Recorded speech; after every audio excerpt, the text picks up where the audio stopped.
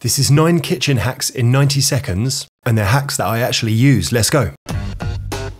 When you're opening a bag of frozen produce, cut it in a dip like this and you'll easily be able to tie it up to go back into the freezer.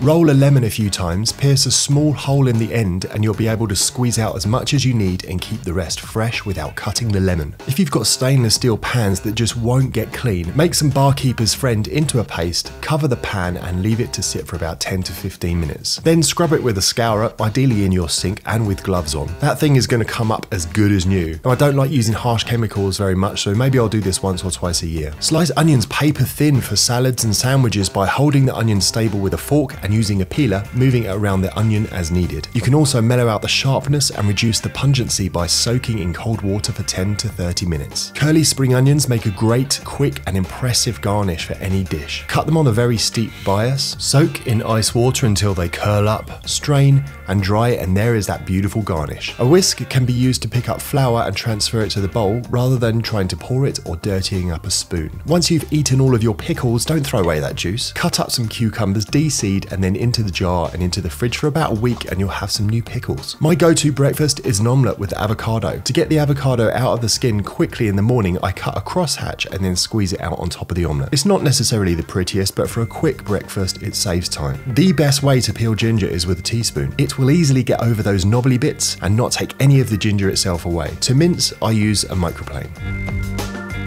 If you want to make the duck breast and orange pan sauce that I put the curly spring onions on, click on this video here.